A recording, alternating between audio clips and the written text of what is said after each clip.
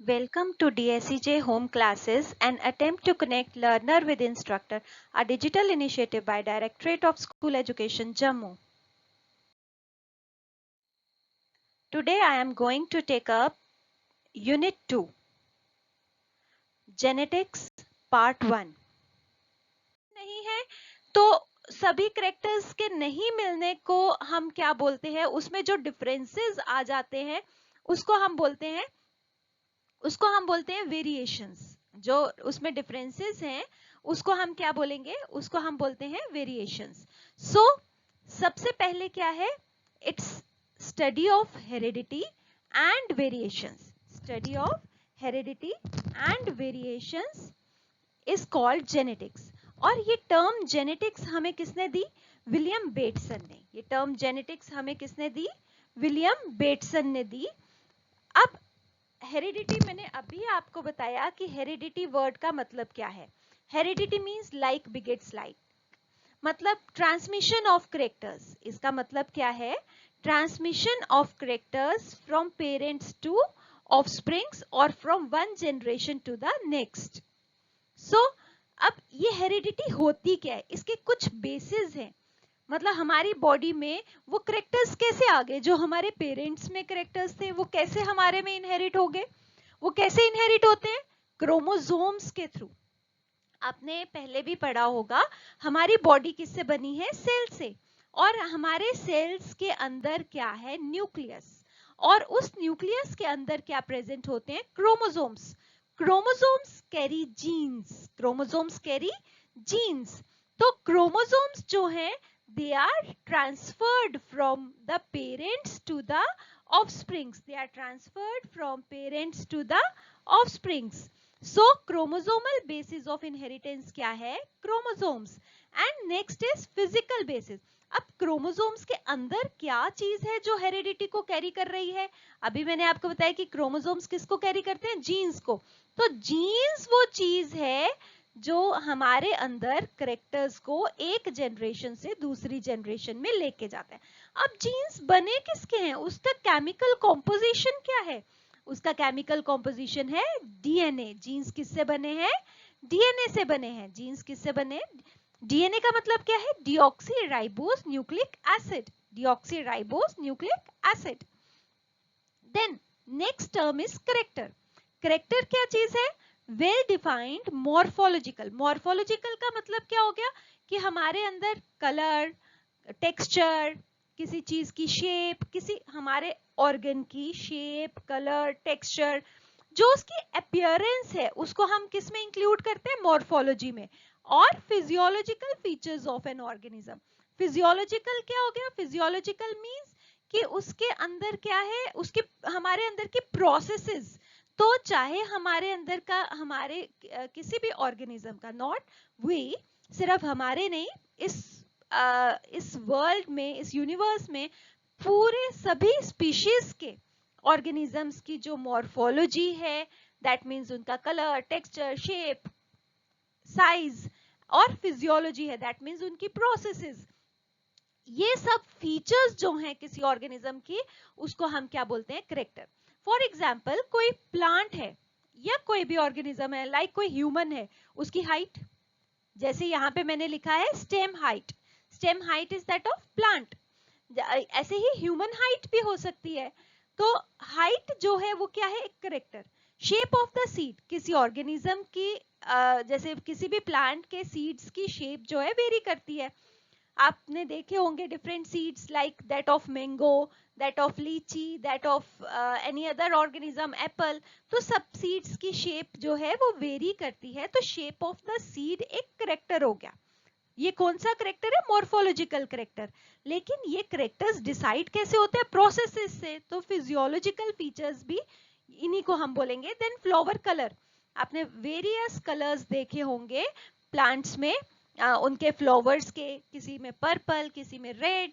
तो flower colour, colour का होना क्या है? एक करेक्टर है। कलर ऑफ आई, हमारे ह्यूमंस में आईज देख लो, किसी में ब्राउन है, ब्लू है, ग्रीन है, या फिर ब्लैक है। तो कलर ऑफ आई, आई का कलर है, कुछ ना कुछ कलर है। तो कलर ऑफ आई क्या हो गया, एक करेक्टर हो गया। इन अ सेम वे जैसे किसी के हेयर ब्राउन है, किसी के ब्लॉन्ड है, तो हेयर कलर क्या हो गया, एक करेक्टर हो गया। हेयर का टेक्सचर, किसी के स्ट्रेट हेयर है, किसी के टेक्स्ट वेवी है, तो हेयर टाइप ऑफ हेयर क्या हो गया, एक करेक्टर हो गया। ठीक है, अब नेक्स्ट क्या आ गया, ट्रेट। अभी मैंने आपको बताया जैसे स्टेम हाइट वो एक करेक्टर है, लेकिन स्टेम हाइट जो है वो टॉल भी हो सकती है और ड्वार्फ भी हो सकती है। दैट मीन्स कि जो हाइट है, हाइट फर्दर टू टाइप्स की है, ड्वार्फ और टॉल, उसके दो टाइप्स हैं। दो टाइप्स जो हैं वो उसके क्या आ जाएंगे, ट्रेट्स। वो उसके क्या हैं, ट्रेट्स हैं, like tallness and dwarfness. These are the true traits of the character. Which character? Stem height. Stem height is character, but tallness and dwarfness, which are its two types, they are its traits. वो उसके क्या हैं, traits हैं। Like जैसे मैंने आपको eye color बोला, आई colour किसी का ब्राउन है, ब्लैक है, तो ब्राउन होना, ब्लैक होना, ग्रीन होना या फिर ब्लू होना, ये क्या है, traits. Traits of which character, colour of eye. Colour of eye is character, but the different colours are the traits. अब ये ट्रेट्स बनते कैसे हैं, मैं थोड़ा सा आपको उसका एक एग्जाम्पल दूंगी। एग्जाम्पल नहीं दूंगी, थोड़ा सा बताऊंगी कि कैसे ये कलर ऑफ आईज डिफरेंट कैसे बन जाएंगे। अभी मैंने आपको बताया था कि क्रोमोसोम्स हैं, क्रोमोसोम्स के ऊपर जीन्स हैं, जीन तो हर एक में सेम होगा। फॉर एग्जाम्पल जैसे हमारे अंदर 23 क्रोमोसोम्स का एक सेट है और 23 क्रोमोसोम्स का दूसरा सेट। हमारे हर सेल के न्यूक्लियस में 46 क्रोमोसोम्स हैं, 23 क्रोमोसोम्स प्लस 23 क्रोमोसोम्स। 23 क्रोमोसोम्स जो हमने पैटर्नल गेन किए फादर से, और 23 क्रोमोसोम्स जो कहां से आए, मदर से। इसी क्योंकि क्रोमोसोम्स जो हैं वो फादर और मदर से आए हैं, इसीलिए हमारे करेक्टर्स किससे मैच करते हैं, फादर और मदर से।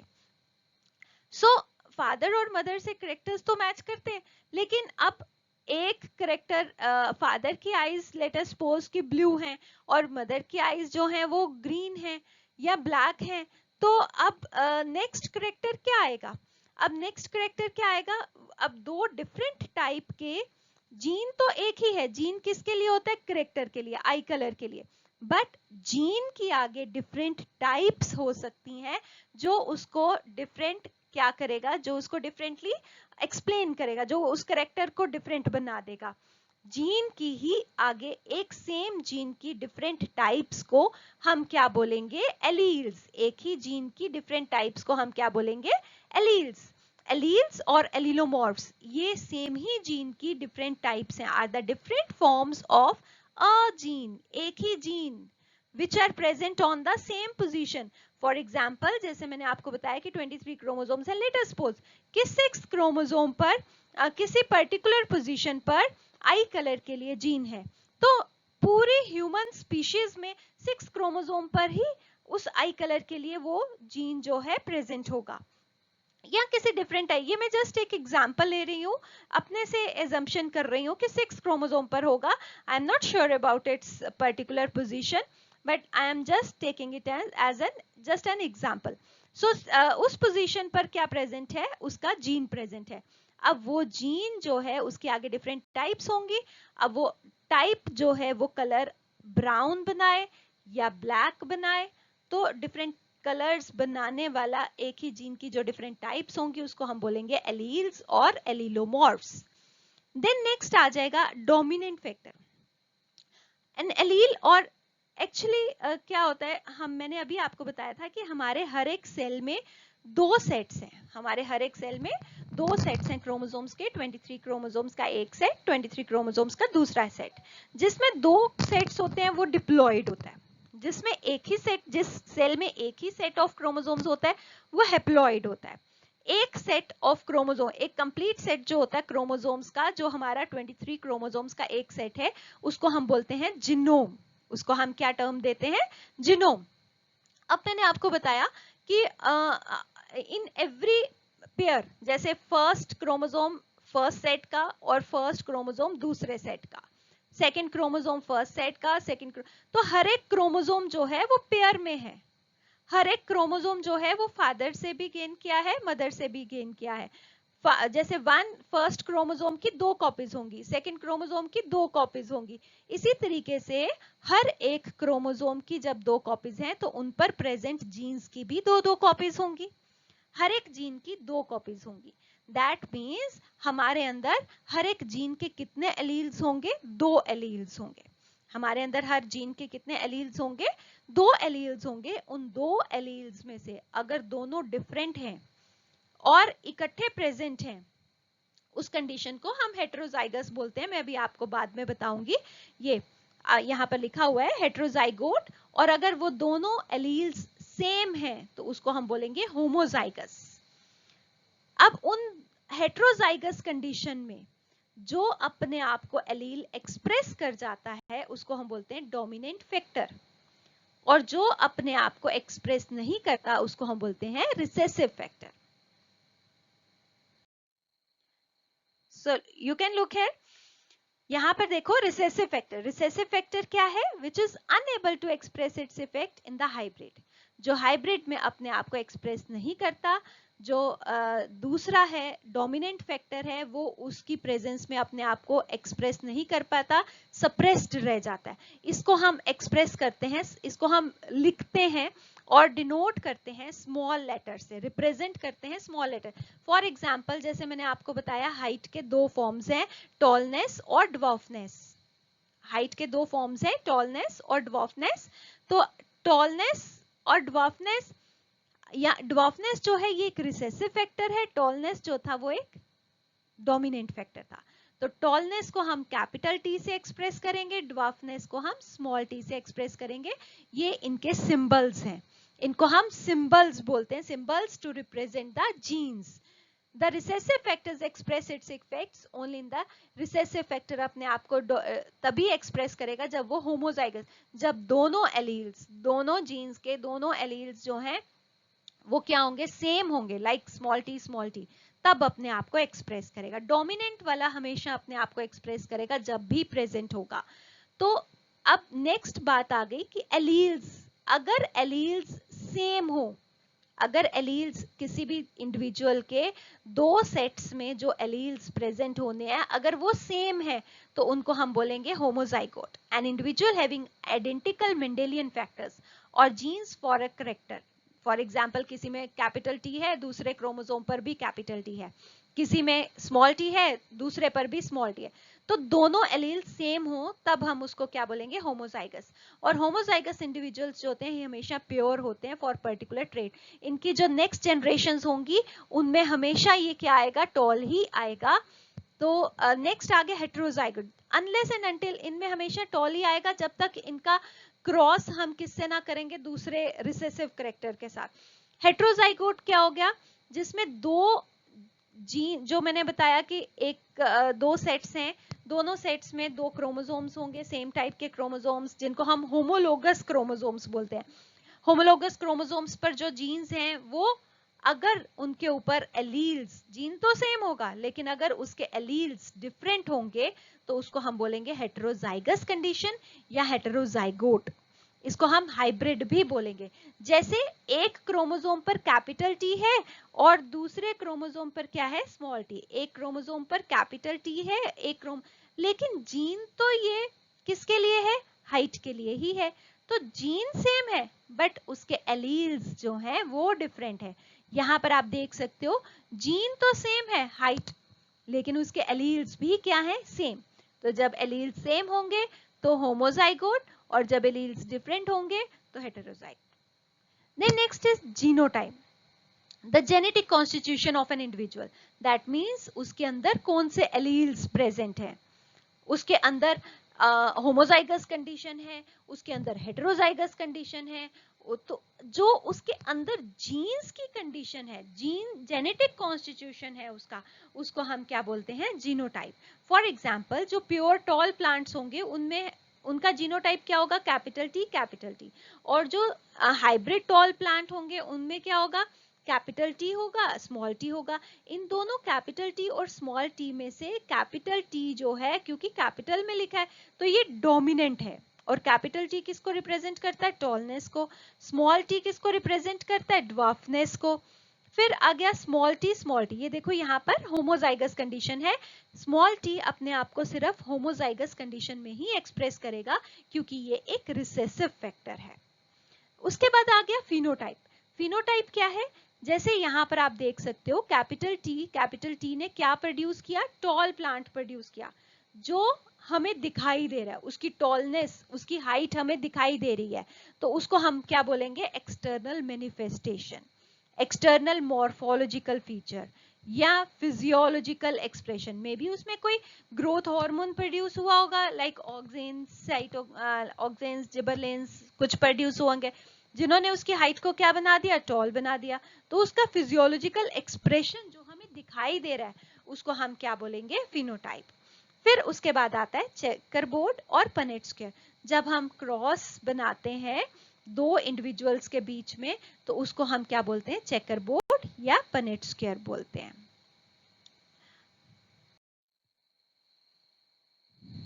उसके बाद नेक्स्ट आ गया variations. Next topic is variations. Variations क्या होती हैं? अभी मैंने आपको बताया था, जो दो डिफरेंट इंडिविजुअल्स के बीच में डिफरेंसेस हैं, जैसे आप में और आपके भाई बहन में कोई डिफरेंस होगा, आप में और आपकी मम्मा में कोई डिफरेंस होगा, आप में और आपके पापा में कोई डिफरेंस होगा, उसको हम क्या बोलेंगे? वेरिएशंस। किसी भी इंडिविजुअल, कोई भी स्पीशीज के दो इंडिविजुअल सेम नहीं होते, आइडेंटिकल ट्विन्स जो होते हैं वो सेम होते हैं, उनके अलावा और कोई भी सेम नहीं होता। They are found in all the characters. ये जो वेरिएशंस हैं सभी करेक्टर्स में मिल सकती हैं और किसी भी डायरेक्शन में मिल सकती हैं। दैट मीन्स कि कितना भी वेरी कर सकती हैं। मे बी आपकी मम्मा जो है वो टॉल हैं, आप ड्वार्फ हो, आपकी हाइट छोटी है, या आपके पापा टॉल हैं, आपकी हाइट छोटी है, तो कोई भी ये वेरिएशंस जो हैं ये हो सकती हैं। Then types of, there are two types of variation, somatic variations and germinal variation. Germinal किसे बोलते हैं? जर्मिनल बोलते हैं जो सेल्स गैमीट्स बनाने वाले हैं, उनको हम बोलते हैं जर्मिनल सेल्स। जो सेल्स गैमीट बनाने वाले हैं उनको हम बोलते हैं जर्मिनल सेल्स। और सोमैटिक सेल्स क्या हैं? उन गैमीट बनाने वाले सेल्स को छोड़ के, ये गैमीट बनाने वाले सेल्स किसमें? टेस्टिस की जर्मिनल एपिथेलियम में और उसमें सेमिनिफेरस ट्यूब्यूल में, सेमिनिफेरस ट्यूब्यूल की जर्मिनल एपिथेलियम में और ओवरी की जर्मिनल एपिथेलियम में, उसमें ये जर्मिनल और ब्लास्टोजेनिक सेल्स हैं। और बाकी बॉडी के सारे सेल्स, टेस्टिस के भी बाकी सेल्स, वासा डिफरेंशिया के सेल्स, ओवरीज के बाकी सेल्स जो हैं उस जर्मिनल एपिथेलियम को छोड़ के बाकी जितने भी सेल्स हैं उनको हम सोमैटिक या सोमैटोजेनिक सेल्स बोलते हैं। अगर कोई भी चेंज बॉडी के बाकी सेल्स में होती है, सोमैटिक वेरिएशंस उसको हम बोलेंगे। कोई भी अगर चेंजेस इनमें आती हैं तो उनको हम सोमैटिक और सोमैटोजेनिक वेरिएशंस बोलेंगे। ये वेरिएशंस इनहेरिट नहीं होती, ये वेरिएशंस इनहेरिट नहीं होती, नॉन इनहेरिटेबल है। इनको हम मॉडिफिकेशंस या एक्वायर्ड कैरेक्टर्स भी बोलते हैं, क्योंकि ये इंडिविजुअल ने अपने लाइफ टाइम में चेंजेस गेन की हैं। क्यों गेन की हैं? किसी एनवायरमेंटल फैक्टर का इफेक्ट हो सकता है, continuous use and disuse of organs हो सकता है, या conscious effort. Effect of environmental factors means जैसे कुछ आप थोड़ी देर धूप में अगर रहोगे तो आपका कलर कैसा हो जाएगा? डार्क हो जाएगा। उस वो जो करेक्टर चेंज हुआ आपके कलर में, या फिर आपको कहीं कट लग गया तो वो जो चेंजेस होंगी, या फिर आप न्यूट्रिशनली आप डेफिशिएंट रह गए, या प्लांट्स में जैसे किसी भी चीज की न्यूट्रिशन हो जाए, मैग्नीशियम, नाइट्रोजन, तो उनमें क्लोरोसिस हो जाता है। तो वो जो फैक्टर्स हैं उनको हम बोलेंगे एनवायरमेंटल फैक्टर्स, और उनसे आने वाली चेंजेस जो हैं ये सोमैटिक वेरिएशंस है। Continuous use and disuse of organ, आपने देखा होगा जो एथलीट्स हैं, जो जिम्नास्टिक्स करते हैं, जो स्पोर्ट्स पर्सन्स हैं, वो कॉन्टिन्यूसली अपनी बॉडी को यूज करते हैं, अपने मसल्स को यूज करते हैं, उनके मसल्स की फॉर्मेशन हो जाती है। लेकिन ये फॉर्मेशन उनकी नेक्स्ट जनरेशन में पास ऑन नहीं होगी। एक जो रेसलर है उसकी हेल्थ, उसके मसल्स ज्यादा अच्छे बिल्टअप हैं, नेक्स्ट जनरेशन में उसके भी बच्चे जो हैं वो रेसलर नहीं बन जाएंगे। देन कॉन्शियस एफर्ट्स, आप अपना हेयर स्टाइल अपनी मर्जी से जैसा मर्जी बनवा लो, आप अपने जैसे गर्ल्स के जो ईयर पिनास हैं वो बोर्ड होते हैं, तो ये कॉन्शियस एफर्ट्स हो गए जो हमने अपनी मर्जी से चेंजेस किए, ये नेक्स्ट जनरेशन में पास ऑन नहीं होती। देन नेक्स्ट आ गया जर्मिनल और ब्लास्टोजेनिक वेरिएशंस। ये वो वेरिएशंस हैं जो जर्मिनल सेल्स में हो, जर्मिनल एपिथेलियम में।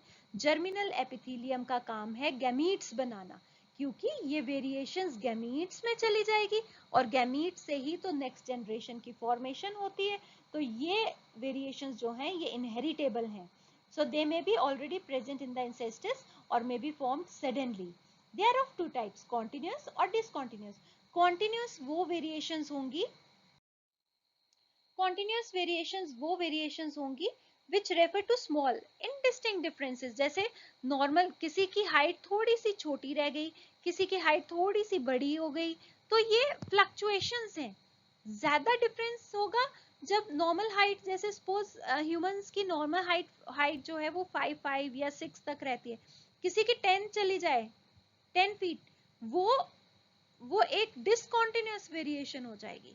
लेकिन नॉर्मल क्या है, 5, 6, 5, 7, 5, 8, 6, 6.1 और इतने अराउंड मीन होता है कि पूरी ह्यूमन स्पीशीज का जो एवरेज है उसके अराउंड ही फ्लक्चुएट करे, तो उसको हम बोलेंगे continuous variations. Segregation of chromosomes eight the time of, अब ये ऐसा होगा क्यों, इसके रीजंस क्या है कॉन्टिन्यूअस वेरिएशंस में। हम लोगों में हम बिल्कुल एग्जैक्टली अपने पेरेंट्स से क्यों नहीं मैच करते, या एग्जैक्टली हम अपने सिबलिंग से, मतलब अपने रियल भाई बहन से क्यों नहीं मैच करते, क्यों नहीं करते, क्योंकि eight the time of gamete और स्पोर फॉर्मेशन क्रोमोसोम्स की सेग्रीगेशन हो जाती है while meiosis, that means eight the time of gamete formation. जब गैमीट बनते हैं उस टाइम पर एनाफेज 1 में सेग्रीगेशन होती है, एनाफेज 1 में एक्चुअली प्लेसमेंट होती है और एनाफेज 1 में सेग्रीगेशन होती है। देन क्रॉसिंग ओवर, प्रोफेज 1 में क्रॉसिंग ओवर होती है और सेगमेंट्स एक्सचेंज होती हैं बिटवीन होमोलोगस क्रोमोसोम, उसके कारण then chance combination of chromosomes through gametes. इसके लिए, इसको प्रॉपरली अंडरस्टैंड करने के लिए आपको मियोसिस का टॉपिक पढ़ना पड़ेगा, जो मैं नेक्स्ट वीडियो में इसमें अपलोड कर दूंगी, आप उसमें देख सकते हो। These variations do not contribute to, ऐसी वेरिएशंस जो होती है इनसे एवोल्यूशन नहीं होती। देन नेक्स्ट आ गया डिसकॉन्टिन्यूस, मतलब जो नॉर्मल है, नॉर्मल से हटके कुछ चेंज हो जाए, unpredictable inheritable departure from the normal. In variations को हम स्पोर्ट्स भी बोलते हैं, साल्टेशंस भी बोलते हैं या म्यूटेशंस भी बोलते हैं। दीज आर, ये कब होंगी, जब क्रोमोसोम का नंबर चेंज हो जाए, क्रोमोसोम का स्ट्रक्चर चेंज हो जाए, या फिर जीन्स के अंदर कोई केमिकल चेंज आ जाए, जीन्स के अंदर कोई चेंज आ जाए, तब ये डिसकंटिन्यूअस वेरिएशंस जो है प्रोड्यूस होंगी। ये इनहेरिटेबल है और इनसे एवोल्यूशन होती है। देन ये दोनों टाइप की वेरिएशंस जो हैं, कॉन्टिन्यूअस और डिसकॉन्टिन्यूअस, ये दो तरह की होती हैं, सब्सटैंटिव और मेरिस्टिक। अगर साइज, फॉर्म, कलर में कोई चेंज आ रही है तो उसको हम सब्सटैंटिव बोलेंगे। अगर नंबर किसी ऑर्गेनिज्म के, फॉर एग्जांपल जैसे एस्टेरियास है, स्टारफिश की नॉर्मली 5 आर्म्स होती हैं, लेकिन कहीं 6 या 7 आर्म्स या 4 आर्म्स, मतलब नॉर्मल से हट गया नंबर, वैसा होगा तो उसको हम मेरिस्टिक, नंबर में चेंजेस आएंगी तो मेरिस्टिक वेरिएशंस बोलेंगे। देन वेरिएशंस की सिग्निफिकेंस क्या है, ये ऑर्गेनिज्म को एक एडेप्टेशन में हेल्प करती हैं। They enable the organisms to adapt themselves to the changing environment and face the struggle for existence in better way. They provide raw material for evolution. Then variations also allow breeders to improve races of useful plants and animals. Then next, इसका मैं just थोड़ा सा आपको overview ही दूंगी, ज्यादा explain नहीं करूंगी। ये है मेंडल जिनको बोला जाता है जरोजर जॉन मेंडल, जिनको फादर ऑफ जेनेटिक्स का नाम दिया गया, क्योंकि उनकी जो स्टडीज थी वो एक बेस बनी, जिसको बेस बना के हमने आगे फर्दर जेनेटिक्स में बहुत ज्यादा नॉलेज गेन की। लेकिन उसकी बेस जो थी वो हमें किसने दी, मेंडल ने दी, जरोजर जॉन मेंडल ने। मेंडल के आने से पहले, Gregor John Mendel father of genetics के आने से पहले, उनकी स्टडीज से पहले क्या कंसेप्ट्स चल रहे थे regarding theories of blending inheritance, regarding the transmission of characters, heredity and variation. in simple language we can say for heredity and variations क्या थ्योरीज दी जा रही थी, वो क्या थी? नंबर 1 मॉइस्ट वेपर थ्योरी थी। अकॉर्डिंग ये थ्योरी हमें पाइथागोरस ने दी थी। इन्होंने बोला कि बॉडी का हर एक सेल एक वेपर प्रोड्यूस करता है, मतलब उसका लिवर एक वेपर प्रोड्यूस करेगा, उसका हर पार्ट जो है, किडनी एक वेपर प्रोड्यूस करेगी, vapours from mother and vapours from father, वो कंबाइन करेंगे तो क्या बन जाएगा? एक नया ऑर्गेनिज्म बन जाएगा। फिर उसके बाद दूसरी थ्योरी आ गई फ्लूइड थ्योरी। फ्लूइड थ्योरी हमें एम्पेडोकल्स ने दी 504-433 बीसी में, जिन्होंने हमें क्या बताया कि जैसे उन्होंने बोला था कि मॉइस्ट वेपर होगा, इन्होंने बोला कि फ्लूइड प्रोड्यूस होगा, डिफरेंट पार्ट से फ्लूइड प्रोड्यूस होगा, और वो फ्लूइड जो है वो कंबाइन करेगा, टू पेरेंट्स का फ्लूइड जो है, हर ऑर्गन का फ्लूइड कंबाइन करेगा और क्या बना देगा? एक न्यू ऑर्गेनिज्म बना देगा। और अगर उस फ्लूइड को प्रोड्यूस करने में कोई डिफेक्ट आ गया, या उसकी ट्रांसफर में कोई डिफेक्ट आ गया, या मिक्सिंग में कोई डिफेक्ट आ गया, तो डिफेक्टिव ऑर्गन प्रोड्यूस होगा। जैसे कभी कोई ब्लाइंड प्रोड्यूस हो जाता है, या कोई डम प्रोड्यूस हो जाता है, या किसी के लेग्स प्रॉपर नहीं बनी होती, डिफरेंट टाइप्स ऑफ वेरिएशंस, अगर ऐसी कोई भी डिफेक्ट अगर प्रोड्यूस होता है तो उसको एक्सप्लेन करने का ये उन्होंने एक मेथड दिया कि जो फ्लूइड है, फ्लूइड की ट्रांसफर प्रॉपर नहीं होगी, या फ्लूइड में कोई डिफेक्ट था इसलिए डिफेक्ट आया। Then third is reproductive blood theory, जो एरिस्टोटल ने दी। एरिस्टोटल ने क्या बोला कि दोनों जो पेरेंट्स हैं वो रिप्रोडक्टिव ब्लड प्रोड्यूस करते हैं। वो ब्लड मेल के केस में ज्यादा प्योर है और फीमेल के केस में इम्प्योर है। एज ए रिजल्ट मेल के जो ज्यादा कैरेक्टरिस्टिक्स कंट्रीब्यूट होते हैं towards the next generation, towards the new offspring.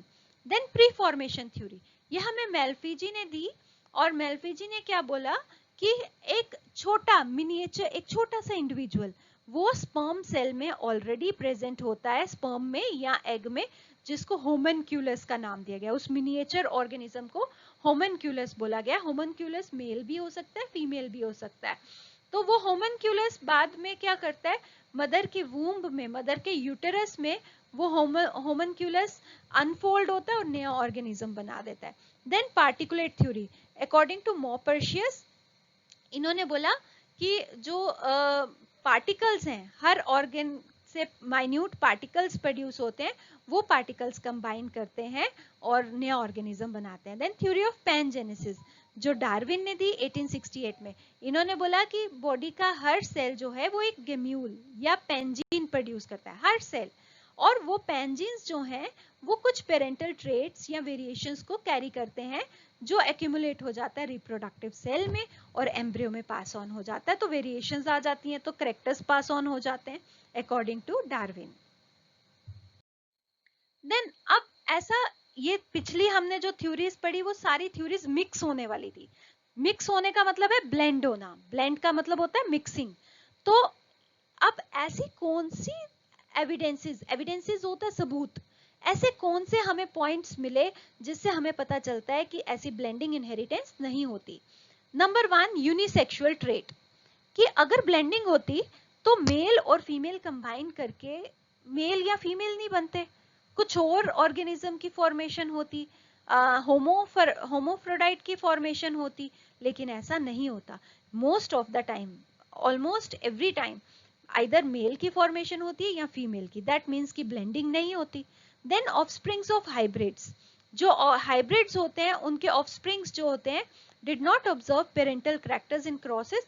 Crosses में हमें पेरेंटल कैरेक्टर्स नहीं मिलते, लेकिन नेक्स्ट जनरेशन में हमें फिर से पेरेंटल कैरेक्टर्स, ग्रैंड पेरेंट्स के कैरेक्टर्स जो हैं वो मिल जाते हैं। फॉर एग्जाम्पल, जैसे एक टॉल और एक ड्वार्फ प्लांट को हम कंबाइन करें, अगर टॉल और ड्वार्फ को कंबाइन करेंगे तो हमें नेक्स्ट जनरेशन में क्या मिलेगा? Hybrid, capital T small T.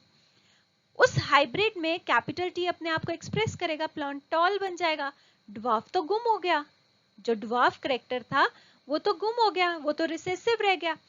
जब हम उस प्लांट की सेल्फिंग करेंगे, जो हाइब्रिड है, जब उसकी सेल्फिंग करेंगे तो दोबारा से हमें टॉल प्लांट मिलेंगे और ड्वार्फ प्लांट मिलेंगे। दैट मीन्स कि हाइब्रिड्स जो है ग्रैंड पेरेंट्स से मैच करते हैं ऑर्गेनिजम्स, दैट मीन्स कि ब्लेंडिंग नहीं होती। इन द हाइब्रिड ऑर्गेनिज्म वो सेपरेट ही रहते हैं और नेक्स्ट जनरेशन में एक्सप्रेस करते हैं अपने आप को। Then particulate nature, Kolreuter ने 1760 में दो स्पीशीज को, टोबैको की दो स्पीशीज को क्रॉस किया। Hybrids did not resemble with either of the parents, hybrid जो थे वो किसी भी पेरेंट से रिजेंबल नहीं किए। हाइब्रिड्स को फिर सेल्फ किया, सेल्फिंग करने पे वो अपने किसी ना किसी ग्रैंड पेरेंट से या दोनों पेरेंट से रिजेंबल किया। He also found certain traits जैसे smoothness या hairiness of leaves to come together in one generation and separate in other generation. Then next is non-expression of a trait. Next क्या है? Non-expression of a trait. Gauss ने 1822 में ये express किया, ये explain किया, crossed a yellow seeded P plant. उन्होंने क्या किया, एक येलो सीडेड पी प्लांट को क्रॉस किया with green seeded P plant. The hybrids were all yellow seed, सारे येलो सीड आए। ट्रेट ऑफ ग्रीन कलर जो था वो रिमेन हिडन, जैसे मैंने अभी आपको बताया कि ड्वार्फनेस जो है वो एक जनरेशन में हिडन रहती है, लेकिन वो नेक्स्ट जनरेशन में अपने आप को अपीयर करती है। यहाँ पर भी ऐसा ही हुआ, ग्रीन कलर ने अपने आप को नेक्स्ट जनरेशन में एक्सप्लेन किया, एक्सप्रेस किया। Then atavistic traits, atavistic traits का मतलब है रिवर्शन और throw back to ancestral condition, उसको हम बोलते हैं एटाविज्म। जैसे कोई बेबी बर्थ लेता है तो उसमें स्मॉल टेल का प्रेजेंट होना, स्मॉल टेल तो ह्यूमंस में नहीं प्रेजेंट होती, लेकिन ह्यूमन एंसेस्टर्स में जो एप्स थे, एप्स में प्रेजेंट थी, तो उसका जीन अभी भी ह्यूमंस के क्रोमोसोम सेट के अंदर प्रेजेंट है। तो कभी कभी वो जीन अपने आप को एक्सप्रेस कर जाता है, जिसको हम क्या बोलते हैं, एटाविस्टिक traits.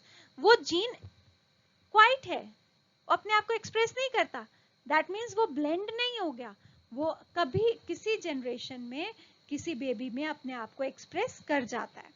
Then skin colour, children of dark skin father and fair skin mother are of some intermediate colour, ऐसा नहीं होता, are of some intermediate colour, लेकिन जब फेयर जो नेक्स्ट जनरेशन होगी they vary in colour from fairer than mother to darker than father. उनकी variation, उनकी जो कलर की वेरिएशन है वो जरूरी नहीं है फादर या मदर से मैच करे, और मैच कर भी सकता है। So it depends upon the type of the factors according to Mendel. Mendel जो थे उन्होंने इस जो चीज कैरेक्टर्स को कैरी कर रही है उसको नाम दिया था फैक्टर, जो बाद में हमें पता चला कि उनका फैक्टर, उसको हमने क्या नाम दिया, जीन। Then next है chromosomal theory of inheritance. This chromosomal theory of inheritance it was proposed independently by, मतलब वाल्टर सटन ने भी 1902 में और थियोडोर बोवेरी ने भी 1902 में अपनी अपनी लैब्स में अपने अपने टाइम अपने अकॉर्डिंगली इस थ्योरी को प्रपोज किया था, इकट्ठे उन्होंने वर्क नहीं किया था। According to this theory Mendelian factors, जो मेंडल रॉजर जॉन मेंडल ने जिसको फैक्टर का नाम दिया था, उन्होंने बोला कि ये फैक्टर्स किस पर प्रेजेंट है, क्रोमोसोम्स पर, और ये सेग्रीगेट हो जाते हैं और इंडिपेंडेंटली असॉर्ट करते हैं। इन दोनों प्रोसेसेस को समझने के लिए आपको मियोसिस पढ़नी पड़ेगी at the time of transmission from one generation to the next. So इसको इन चीजों को बेटर अंडरस्टैंड करने के लिए आप मियोसिस का टॉपिक एक बार दोबारा से पढ़िए, मैं उसके लिए दोबारा से एक वीडियो जो है अपलोड कर दूंगी। The various features of the theory are as follows. इस थ्योरी के अकॉर्डिंग क्या फीचर्स थे, इन्होंने बोला कि नेचुरली एक जनरेशन से नेक्स्ट जनरेशन की फॉर्मेशन कैसे होती है, जब गैमीट्स फ्यूज करते हैं। पेरेंट्स में गैमीट्स की फॉर्मेशन होती है, मेल में स्पर्म की, फीमेल में ओवम की। स्पर्म और ओवा फ्यूज करते हैं, फ्यूज करने से जाइगोट की फॉर्मेशन होती है, तो नेक्स्ट जनरेशन स्टार्ट हो जाती है। तो गैमीट्स ने क्या किया, they constitute bridge between two generation. The two types of gametes, जो सेक्सुअल रिप्रोडक्शन में जिन्होंने फ्यूज किया, उन्होंने उनकी जेनेटिक कंट्रीब्यूशन जो थी वो इक्वल थी, मतलब 23 क्रोमोसोम्स स्पर्म से प्रोवाइड किए और 23 क्रोमोसोम्स ओवम ने प्रोवाइड किए, तो टोटल 46 क्रोमोसोम डिप्लॉयड नंबर जो है वो रीगेन हो जाता है फ्रॉम स्पर्म। लेकिन जब ओवा के साथ स्पर्म फ्यूज करता है तो उसमें से सिर्फ न्यूक्लियस ही एंटर करता है from sperm, only nucleus enters into the egg. That means कि जो कैरेक्टर्स हैं वो किसके अंदर प्रेजेंट है, वो प्रेजेंट है न्यूक्लियस के अंदर। दैट मीन्स कि hereditary information must be contained in the nucleus part of the gamete. Nucleus जो है इट कंटेन्स क्रोमेटिन मटेरियल. अब न्यूक्लियस के अंदर क्या प्रेजेंट होता है? क्रोमोसोम्स. और क्रोमोसोम्स के अंदर क्रोमोसोम ही क्रोमेटिन मटेरियल है. क्रोमेटिन मटेरियल जब न्यूक्लियस वर्क कर रहा होता है तो उस टाइम पर क्रोमोसोम्स क्रोमेटिन मटेरियल की फॉर्म में होते हैं, और जब वो डिवाइड करता है, न्यूक्लियस डिवाइड करता है, उस टाइम पर वही क्रोमेटिन मटेरियल क्रोमोसोम्स की फॉर्म ले लेता है. Therefore chromosomes would be carrying the hereditary information. अब कोई भी इन क्रोमोसोम्स में डेफिशिएंसी या एडिशन हो तो उसी से नेक्स्ट ऑर्गेनिज्म में, ऑफस्प्रिंग में ड्रास्टिक चेंज जो है वो आ जाए. Now there is parallelism between Mendelian factors. जो मेंडल ने फैक्टर्स का नाम दिया और क्रोमोसोम्स, इन दोनों का बिहेवियर सेम है. A gamete contains only one Mendelian factor out of two. Gamete में दो मेंडेलियन फैक्टर्स में से सिर्फ एक, like capital T small T. Capital T और स्मॉल टी में से या तो गैमीट में कैपिटल टी होगा या उसमें स्मॉल टी होगा, दोनों में से एक ही प्रेजेंट होगा. तो गैमीट हमेशा किसी भी करेक्टर के लिए प्योर होता है. It has only one chromosome out of the two. जैसे नॉर्मल जर्मिनल एपिथेलियम में 46 क्रोमोसोम्स हैं, लेकिन जो गैमीट बनता है उसमें हैप्लॉइड होता है, उसमें नंबर ऑफ क्रोमोसोम्स हाफ हो जाता है, एक ही सेट रहता है. दैट मीन्स एक ही क्रोमोसोम आएगा out of two homologous chromosome. There are two chromosomes of each type in an individual. Likewise there are pair of Mendelian factors. हर क्रोमोसोम की दो टाइप्स होती हैं किसी भी इंडिविजुअल के सेल में, और मेंडेलियन फैक्टर की भी.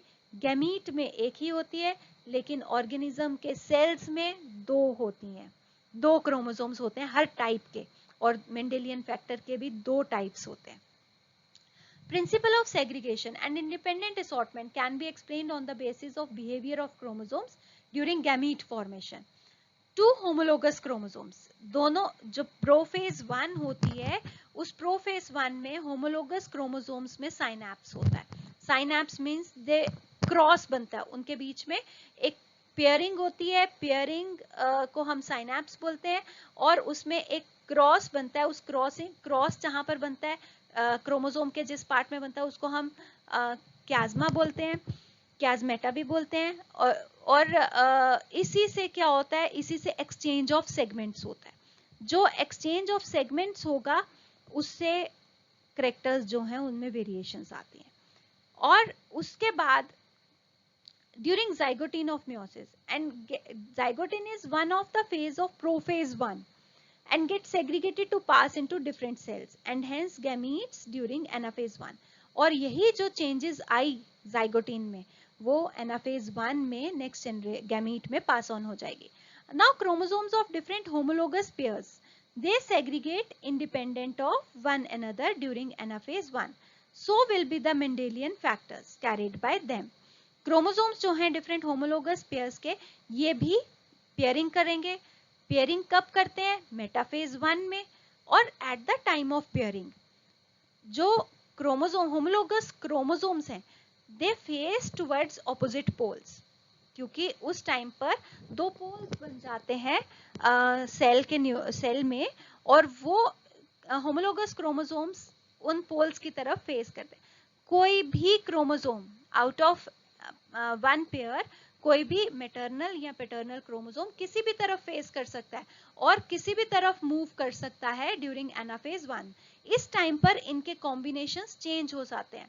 जैसे क्रोमोसोम्स के कॉम्बिनेशंस चेंज होते हैं, ऐसे ही मेंडेलियन फैक्टर्स के भी कॉम्बिनेशंस चेंज हो जाते थे. This is true only if we consider a chromosome to carry only one Mendelian factor. Actually, each chromosome carries a large number of Mendelian factors or genes. In most animals and some plants, बहुत सारे animals में और कुछ plants में जो sex है वो एक special type के chromosome से explain होता है, जिसको हम sex chromosomes बोलते हैं. For example, in humans में जो sex chromosome है वो है for females XX and for males XY. Like Mendelian factors, the chromosomes maintain their identity, number and structure from generation to generation. शायद जब से ये ह्यूमन एवोल्यूशन हुई एप से, तो ह्यूमंस में तब से क्रोमोसोम नंबर 46 ही है. कभी ये क्रोमोसोम नंबर चेंज होगा तो या तो वो एबनॉर्मल कंडीशन आ जाएगी जैसे टर्नर सिंड्रोम आप पढ़ोगे, लाइनफेल्टर सिंड्रोम, वो एबनॉर्मल कंडीशन होगी। लेकिन अगर वही नंबर सभी ऑर्गेनिजम्स में आने लगेगा, दैट मीन्स कि एक नई स्पीशीज की फॉर्मेशन हो जाएगी। अब नेक्स्ट लास्ट टॉपिक है, that is parallelism between genes and chromosome. Genes और क्रोमोसोम्स के बीच में, जीन्स जो एक्चुअली मेंडेलियन फैक्टर्स हैं, और क्रोमोसोम्स, ये दोनों एक जनरेशन से दूसरी जनरेशन में ट्रांसफर होते हैं, लेकिन इनमें कोई चेंज नहीं आती। हर ऑर्गेनिज्म में एक डेफिनेट नंबर ऑफ क्रोमोसोम्स होता है, अभी हमने पढ़ा था, दे अकर इन homologous pairs in diploid sales. जैसे डिप्लॉइड सेल्स में हमारे कितने पेयर्स हैं, हमारे 46 क्रोमोसोम्स हैं और 23 पेयर्स हैं। हमारे अंदर कितने होमोलोगस पेयर्स हैं, हमारे हर एक सेल में 23 पेयर्स। जीन्स ऑल्सो अकर इन एलिलिक पेयर्स, जीन्स भी एलिलिक पेयर्स में होते हैं। One member of a pair is obtain. अब इनमें से जैसे मैंने आपको बताया कि 23 क्रोमोसोम्स का एक सेट हमने पैटर्नल गेन किया है, दैट मीन्स फादर से, और दूसरा सेट जो है वो मदर से गेन किया है, मैटरनल गेन किया है। इसी तरीके से हर एक जीन जो है, जीन की 2 कॉपीज प्रेजेंट होंगी, एक कॉपी हमने मदर से गेन की है, एक कॉपी हमने फादर से गेन की है। और वो 2 कॉपीज डिफरेंट हो सकती हैं, जो मैंने आपको बताया था कि वो 2 डिफरेंट जो फॉर्म्स होंगी उसको हम क्या बोलेंगे, alleles. Then prior to cell division, cell division से पहले ही हर एक chromosome as well as allele of a gene get replicated. उससे पहले ही डीएनए की रेप्लिकेशन होती है, हर एक जीन, हर एक क्रोमोसोम की 2 कॉपीज बन जाती हैं। During mitosis the replicated chromosomes as well as the replicated allele splits. The split functions as daughters. वही जो 2 कॉपीज बनेंगी वो सेपरेट हो जाएंगी और कैसे एक्ट करेंगी, as daughters which pass on into the 2 daughter cells. The method of replication and distribution वो जीन के लिए भी सेम है और क्रोमोसोम के लिए भी सेम है, क्योंकि जीन्स जो है ये क्रोमोसोम्स पर ही प्रेजेंट है। Meiosis occurs prior to gametogenesis. Meiosis कब होती है, गैमेटोजेनेसिस से पहले। अभी मैंने आपको बताया कि मियोसिस से ही गैमीट्स बनते हैं, और मियोसिस कहां पर होती है, जर्मिनल एपिथेलियम में। Chromosomes of homologous pair synapse, अभी मैंने आपको बताया कि वो पेयर करेंगे जिसको हम साइनैप्स बोलते हैं। कब पेयर करेंगे, जाइगोटीन फेज में of prophase 1, and then separate to pass into different daughter nuclei, cells and gametes. Gametes therefore come to have only one chromosome of a pair. A gamete or haploid cell also have only one allele. Fusion of 2 haploid gametes. 2 haploid gametes जब fuse करेंगे तो diploid chromosome number जो है वो regain हो जाएगा, as well as the allelic pair. इसी तरीके से जीन्स का पेयर भी, जीन्स के भी पेयर्स जो हैं वो रीगेन हो जाएंगे। इसी के बाकी टॉपिक्स जो हैं वो नेक्स्ट वीडियो में कंटिन्यू होंगे, नेक्स्ट वीडियो में होंगे। Thank you for listening it and understanding it.